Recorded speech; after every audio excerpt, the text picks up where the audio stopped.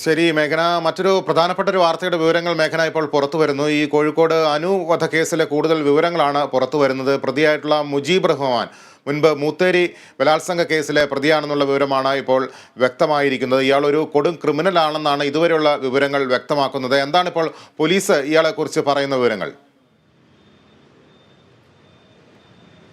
ലിബീഷ്, ഇതിൽ പ്രധാനമായും കഴിഞ്ഞ ദിവസമാണ് കോഴിക്കോട് പേരാമ്പ്രയിൽ അനു എന്ന് പറയുന്ന യുവതി ഈ ഒരു മുജീബ് എന്ന് പറയുന്ന വ്യക്തിയാൽ കൊല്ലപ്പെടുന്നത്.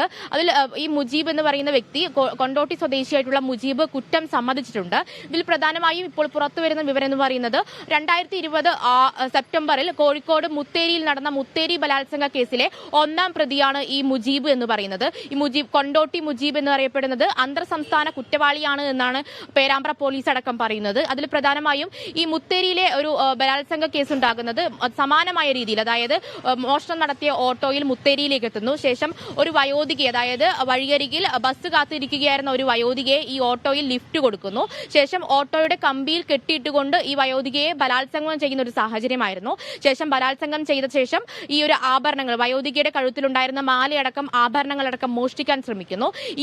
ശേഷം ഈ വയോധിക റോഡിലൂടെ ഇഴഞ്ഞ് രക്ഷപ്പെട്ട് മറ്റൊരു വീട്ടിലെത്തി. അങ്ങനെയാണ് ഇതുണ്ടാകുന്നത്. മാത്രമല്ല മുക്കം പോലീസായിരുന്നു ഈ കേസ് അന്വേഷിച്ചിട്ടുണ്ടായിരുന്നത്. മുക്കം പോലീസിന് മികച്ച കേസ് അന്വേഷണത്തിന് സംസ്ഥാന സർക്കാരിന്റെ അവാർഡ് വരെ കിട്ടിയ ഒരു കേസായിരുന്നു 2020 സെപ്റ്റംബറിൽ ഉണ്ടായിരുന്നത്. അതിൽ 1ാം പ്രതിയാണ് ഈ കൊണ്ടോട്ടി മുജീബ് എന്നറിയപ്പെടുന്ന ഈ കോഴിക്കോട് പേരാമ്പ്രയിലെ അനുവിന്റെ കൊലപാതകത്തിലെ 1ാം പ്രതിയായിട്ടുള്ള ഈ പ്രതി. മാത്രമല്ല ഇതേ രീതിയിൽ, അതായത് സമാനമായ രീതിയിലാണ് മിനിയാന്നും കോഴിക്കോട് പേരാമ്പ്രയിൽ കൊലപാതകം ഉണ്ടായിട്ടുള്ളത് എന്നാണ് പ്രധാനപ്പെട്ട കാര്യം. മാത്രമല്ല ഈ പ്രതിക്കെതിരെ 52 കേസുകൾ, കാസർഗോഡ് മുതൽ പാലക്കാട് വരെ 52 കേസുകൾ നിലവിലുണ്ട്. പക്ഷേ ചുരുക്കം കേസുകളിൽ മാത്രമാണ് ഈ പ്രതി ശിക്ഷിക്കപ്പെട്ടിട്ടുള്ളത്.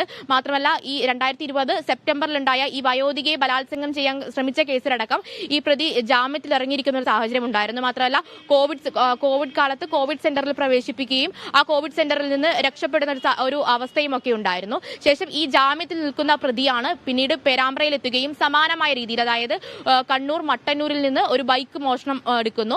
ആ ബൈക്ക് മോഷ്ടിച്ച് ബൈക്കിൽ പേരാമ്പ്രയിലെത്തി ഈ യുവതിയെ ആക്രമിക്കുകയും തോട്ടിൽ തല താഴ്ത്തി മുക്കിക്കൊല്ലുകയും ചെയ്യുകയായിരുന്നു. ശേഷം ആഭരണങ്ങൾ മോഷ്ടിച്ച് ആഭരണങ്ങൾ കൊണ്ടോട്ടിയിലെ ഒരു വ്യാപാരിക്ക് വിൽക്കുകയും ചെയ്യുന്നു. ഇതിൽ ഏറ്റവും പ്രധാനപ്പെട്ട കാര്യം 10 മിനിറ്റ് കൊണ്ടാണ് പേരാമ്പ്രയിൽ നിന്ന് ഈ പ്രതി ഈ കുറ്റം നടത്തി ആഭരണങ്ങൾ മോഷ്ടിച്ച് ഈ പേരാമ്പ്രയിൽ നിന്ന് കടന്നു കളഞ്ഞത് എന്നുള്ളതാണ്. മാത്രമല്ല മുന്നേ തന്നെ ഈ പ്രദേശത്ത് നിരീക്ഷിക്കാനും മറ്റുമായിട്ട് ഈ പ്രതി ഉണ്ടായിരുന്നു, പ്രതിയുടെ സാന്നിധ്യം ഉണ്ടായിരുന്നു എന്നും പറയുന്നു.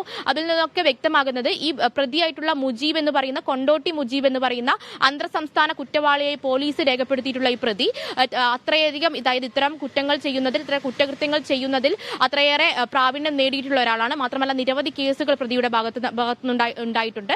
പക്ഷെ ചുരുക്കം കേസുകളിൽ മാത്രമാണ് പ്രതി ശിക്ഷിക്കപ്പെട്ടിട്ടുള്ളത്. ഇതിൽ ഇനി ഏതെങ്കിലും തരത്തിൽ മറ്റു കൊലപാതകങ്ങളിലും ഈ പ്രതി ഇടചേർന്നിട്ടുണ്ടോ എന്നുള്ളതും പേരാമ്പ്ര പോലീസ് അന്വേഷിക്കുന്നുണ്ട്. എന്തായാലും ഇപ്പോൾ പ്രതി കുറ്റം സമ്മതിച്ചിട്ടുണ്ട്.